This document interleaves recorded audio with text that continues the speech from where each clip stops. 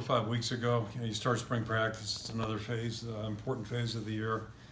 And this is a new season, new team totally, and new staff as well. So, it's a really good period for us to have pretty intensive practice sessions, meeting sessions, a chance to, start to build a foundation of a football team.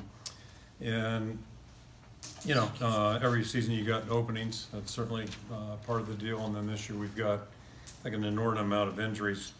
I don't know if that's post-pandemic, hangover or what, but we've got a lot of guys that have been out. So, there's a good thing about injuries. At least it creates opportunity for other players, and I think we've got a couple of illustrations of that. But the key thing is it's all about growth.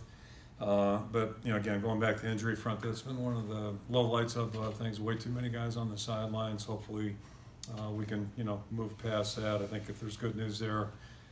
Most of the guys should be back by June, so that's important, and hopefully that stays the case with a couple exceptions. But that part's a little bit hard. I'm sitting there thinking just about Luke Lachey's probably a good snapshot moment. We have one of our receivers dislocated a finger twice during the course of spring ball. One of the sidelines, they reset it, taped it up, and Luke had one 2 or 3 weeks ago where, of course, it wasn't just reset the thing. You had to go to the hospital and check it out, and end up having to do a little surgical procedure, which wasn't major, other than he's got stitches in there, so he couldn't do anything the last 2 weeks. But it seems like we've had a lot of those just kind of weird ground balls, if you would. So that part's a little frustrating, but it is part of football, and again, a lot of guys are getting a lot of good work in that regard. So I think overall, just if you look at the whole 15 days total, I think we've made some progress, seen some individual growth.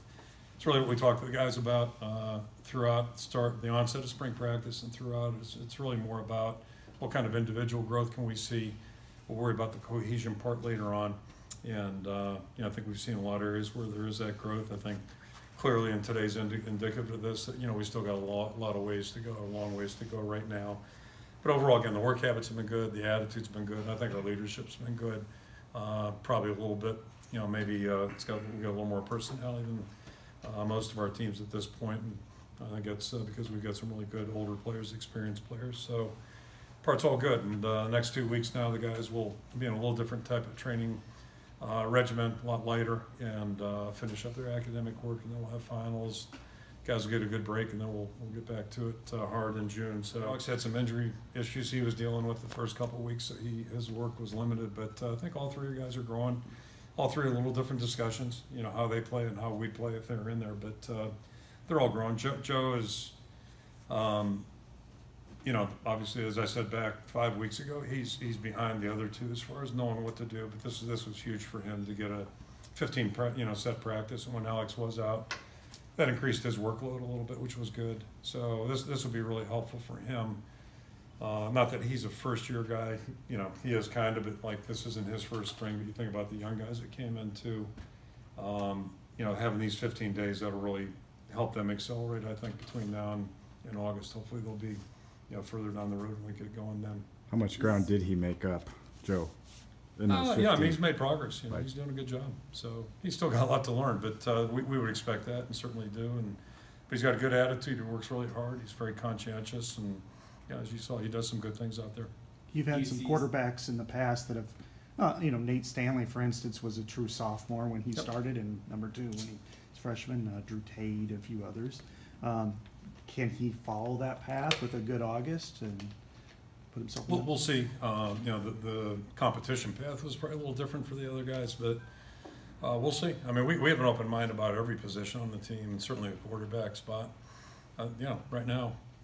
Joe's got a ways to go for us to have confidence that he can go out and play, but we've seen the other two guys win games for us as a starting quarterback. Not that they won the games on their own, but we've won football games with those, and we played an opponent last year that we knocked their quarterback out of the game and they couldn't respond. So I mean, that's a big variable. If you that's part of winning football. Somebody's got to come out and get the job done. So I hope Joe can enter that free, and I think he's got a chance. Do you see Spencer as the leader in that competition right now? Overall, yeah, but I mean, we're going to keep an open mind. It's the way with our whole football team. We'll let guys keep competing. How has Spencer looked this spring to you? I think good. I think he's done a lot of really good things and seems confident. He's healthy, and he throws the ball well.